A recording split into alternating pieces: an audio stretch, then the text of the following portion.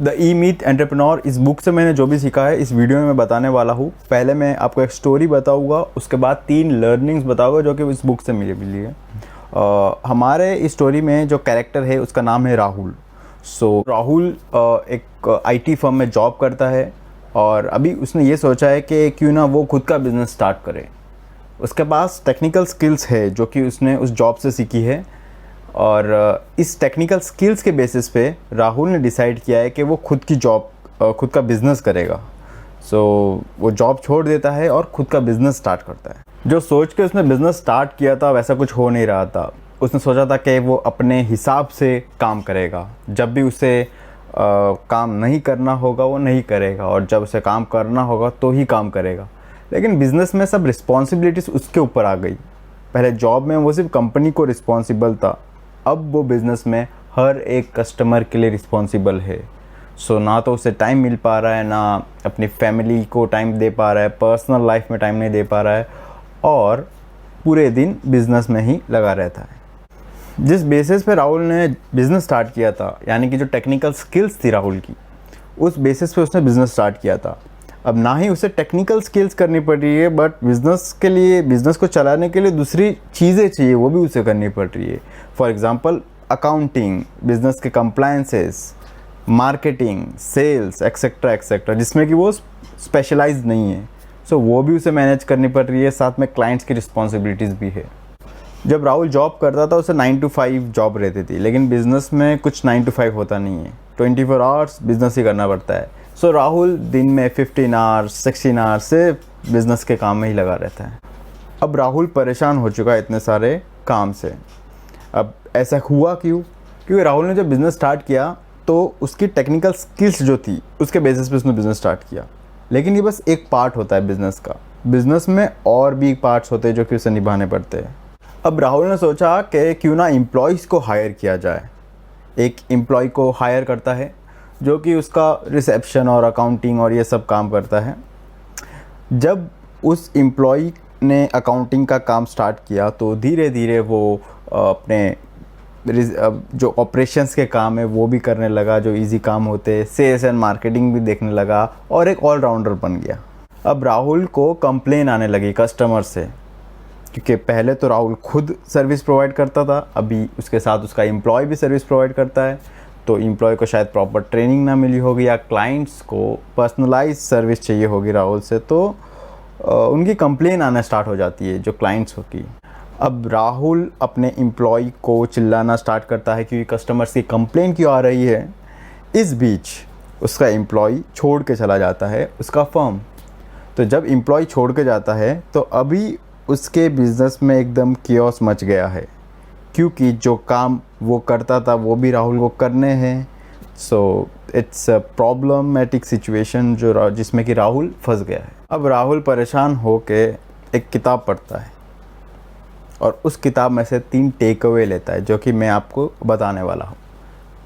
पहला take away है organisational chart, दूसरा है SOP एंड तीसरा है फ्रेंचाइजी मॉडल। अब मैं इनको डिटेल में बताने वाला हूँ आपको कि क्या होता है ये। अब हम इस प्रॉब्लम को थोड़ा एनालाइज करते हैं।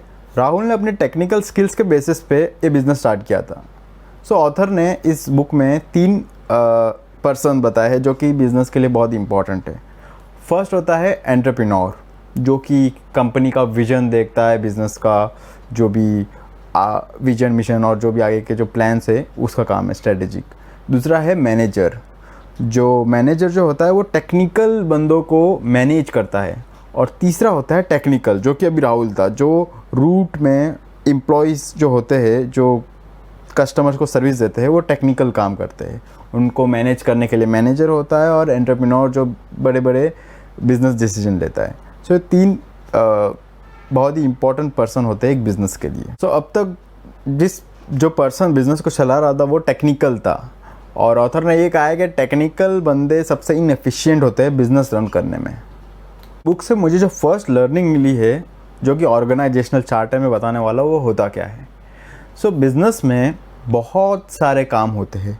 उन काम को करने के लिए अलग अलग रोल्स डिफ़ाइन कर सकते हो आप।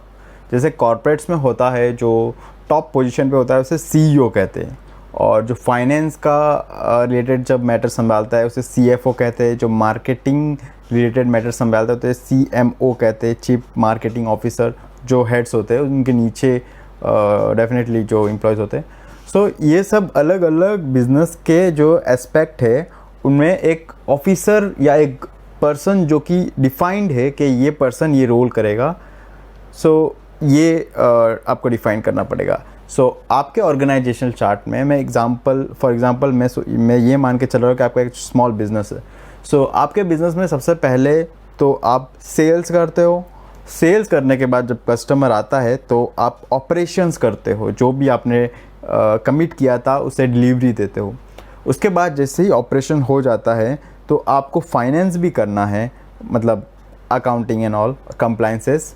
और उसके बाद आपको एडमिन रिलेटेड का, जैसे कि HR और एम्प्लॉय को रिक्रूट करना एक्सेट्रा एक्सेट्रा। तो ये जो अलग अलग 4 डिपार्टमेंट है। अब शुरुआत में अगर आप एक सिंगल पर्सन हो और आपके पास कोई एम्प्लॉय नहीं है तो चारों काम आपको करने हैं, लेकिन धीरे धीरे आपको चीज़ें डेलीगेट करती जानी है। जैसे फाइनेंस का रिलेटेड काम है तो आपको सबसे पहले तो एक पेपर में या फिर कंप्यूटर में आपको गूगल शीट्स या गूगल डॉक्यूमेंट्स उसमें आपको लिखना है, इसमें आपको टाइप करना है कि ये 4 डिपार्टमेंट्स है मेरे कंपनी में और इन 4 डिपार्टमेंट्स के क्या रोल है। आपको आपकी कंपनी के हिसाब से, आपके बिज़नेस के हिसाब से रोल लिखना है। और आप चाहते हो कि उसे और आपको कस्टमाइज़ करना है तो वो आपके ऊपर है, कोई रूल है नहीं। आप जितनी बुक्स पढ़ोगे उसमें सब में अलग अलग चीज़ें लिखी रहेगी कि ऑर्गेनाइजेशन चार्ट क्या। आप यूट्यूब पे भी देख सकते हो बेसिक क्या होता है ऑर्गेनाइजेशन चार्ट का। तो आपने देखा कि आपका सेल्स का प्रोसेस क्या है। क्या आप ज़्यादा कॉलिंग करते हो तो सेल्स में उस बंदे का रोल आप लिख लो कि to do this many calls a day, ये जो भी इसका रोल रहेगा।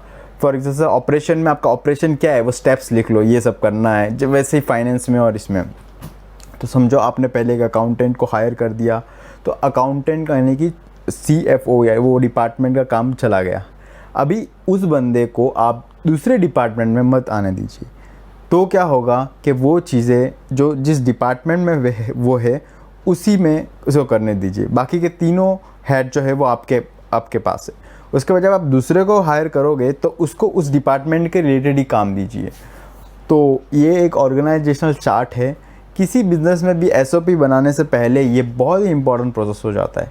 फिर आप अपने SOP बनाइए, चेकलिस्ट बनाइए, वो बाद में की बात है। जब तक आपको आपका ऑर्गेनाइजेशन का चार्ट नहीं मालूम होगा तो आप कितने भी SOP के वीडियो देख लो कि मैं स्टैंडर्ड ऑपरेटिंग प्रोसीजर बनाऊंगा बिज़नेस में, हर एक चीज़ के लिए चेकलिस्ट बनाऊंगा, फ्लो चार्ट बनाऊंगा, वो सब बाद में की बात है। सबसे पहले ऑर्गेनाइजेशनल चार्ट बनाना है।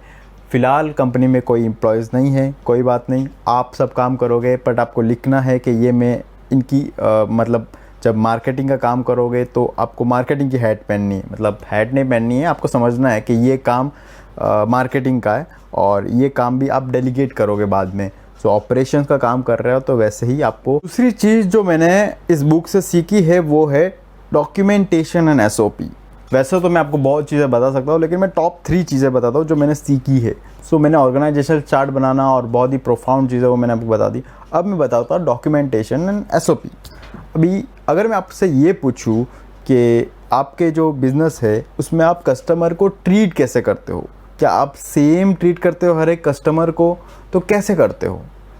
आप जब कस्टमर को ईमेल भेजते हो तो क्या आपका टेम्पलेट होता है कोई? आपके बिज़नेस में जो एम्प्लॉयज़ है आप हो, क्या कोई स्पेसिफिक ड्रेस कोड है? क्लीनिंग करना में क्लीनिंग जब करते हो तो आपके पास चेकलिस्ट है कि आप रोज़ ये क्लीन करोगे, आपके जो भी मतलब एम्प्लॉय क्लीन करता है। कस्टमर का जब कोई भी क्वेरी आता है तो उसे रिजॉल्व करने के लिए कोई स्पेसिफिक प्रोसेस है? फीडबैक लेने का कोई प्रोसेस है? मार्केटिंग एंड सेल्स करने का कोई प्रोसेस है?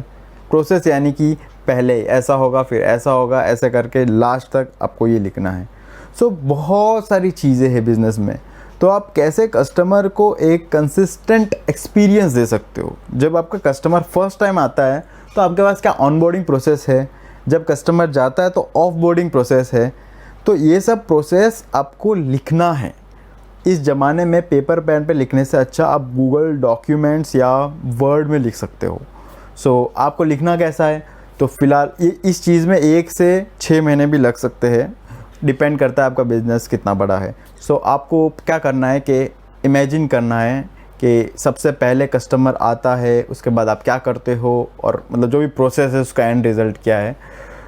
अगर आपको लगता है कि आपको हेल्प लेनी है तो आप गूगल पे सर्च कर सकते हो कि ये होता कैसे है, लेकिन आपको लिखना है, क्योंकि जब तक आप उसे डॉक्यूमेंट ना करोगे तब तक आपको, अगर कोई न्यू एम्प्लॉय आया तो हर टाइम आपको उसे समझाना पड़ेगा।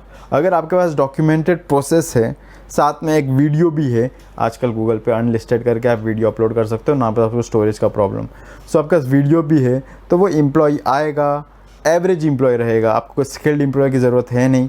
वो अपने SOP देखेगा, वो वीडियो भी देखेगा और उसे ट्रेनिंग मिलेगी, बार बार आपको ट्रेन करने की ज़रूरत नहीं पड़ेगी। सो इससे आप एक ऑर्डिनरी एम्प्लॉय से एक्स्ट्रा ऑर्डिनरी काम करा सकते। अब मैं आपको कुछ स्टैटिस्टिक्स बताने वाला, जो मेरी थर्ड लर्निंग है वो है फ्रेंचाइजी मॉडल। सुनिए, पहली बात, ये फ्रेंचाइजी मॉडल फॉलो करने के लिए आपको आपका बिज़नेस में SOP, स्टैंडर्ड ऑपरेटिंग प्रोसीजर का लगाना बहुत ज़रूरी है। ठीक है, फ्रेंचाइजी मॉडल, कुछ स्टैटिस्टिक्स देखिए, 80% ऑफ द बिज़नेस फेल हो जाते हैं 5 साल में, और 70% जो उस 80% में से आगे निकल गए हैं अगले 5 साल में फेल हो जाते हैं। ये स्टैटिस्टिकली आप गूगल पे सर्च कर सकते हो, और इस बुक में भी लिखा है। मैकडोनल्ड्स, अब ये सुनिए, इस कंपनी के बारे में सुनिए। मैकडोनल्ड्स जो कंपनी है वो 1955 में शुरू हुई थी। आज के डेट में 36,000 आउटलेट्स है। 36,000 आउटलेट्स 120 कंट्री में है, स्टैंडर्ड ऑपरेटिंग प्रोसीजर के साथ काम कर रहे हैं। उनकी सर्विसेज में आपको ज़्यादा फ़र्क नहीं दिखेगा, क्योंकि उनके पास बहुत ही क्रिस्टल क्लियर SOPs है। सो अभी आप ये सोचोगे कि ये SOP हो सकता है आप लॉयर, चार्टर्ड अकाउंटेंट या फिर कोई स्पेशलाइज्ड इंडस्ट्री में हो, और आपको लगे कि मेरी इंडस्ट्री में तो SOP काम नहीं आ सकते, लेकिन आप गलत हो। क्योंकि अगर आप ये कहते हो कि SOP आपके इंडस्ट्री में काम नहीं आ सकते, तो आप बिज़नेस नहीं कर रहे हो, आप एक सेल्फ एम्प्लॉयड हो, और आप जब तक हो, आपकी स्किल्स जब तक है तब तक आप पैसे कमाओगे। एक बार आप रिटायर हो जाओगे तो शायद नहीं कमा पाओगे। So and profession by itself is profitable. So इसमें आपको बिज़नेस की कोई मतलब, फॉर एग्ज़ाम्पल अभी मान के चलिए कि आपने आपके बिज़नेस में आपने किसी और एक्सपर्ट को हायर किया है, तो बहुत ज़्यादा चांसेस है कि वो एक्सपर्ट छोड़ के चला जाएगा। लेकिन आपने किसी एवरेज इंसान को, हाँ डेफिनेटली आप लॉयर हो तो आप लॉयर को ही हायर करोगे, लेकिन एवरेज लॉयर जो ग्रेजुएट हुआ है, सो चार्टर्ड अकाउंटेंट हो तो चार्टर्ड अकाउंटेंट को ही हायर करोगे, या फिर किसी कॉमर्स एक्सपर्ट जो कॉमर्स में जो ग्रेजुएट है, उनको आप अपने सिस्टम में लाके कैसे एक हाई एक्सपीरियंस सर्विस कस्टमर को प्रोवाइड कर सकते हो। सो ये एक ऐसा सिस्टम है जो कि मैकडोनल्ड्स ने फॉलो किया है। उनके पास आप जाओगे तो एम्प्लॉयज़ बहुत नॉर्मल होते हैं, लेकिन बहुत अच्छी सर्विस प्रोवाइड करते हैं, और एम्प्लॉय जब छोड़ के जाता है तो उन्हें कोई तकलीफ़ नहीं होती, क्योंकि उनके पास SOP है, वो आए, सीखे, ट्रेनिंग ले और काम पे चालू कर देगा। बहुत ही, ये 3 चीज़ें मैंने सीखी है इस बुक से, और इस वीडियो को आप लाइक करिएगा, शेयर करिएगा उन लोगों के साथ जो कि बिज़नेस कर रहे हैं और ऐसी नॉलेज की रिक्वायरमेंट है उन्हें, और इस चैनल को भी प्रमोट करने में हेल्प मिलेगी। Thank you.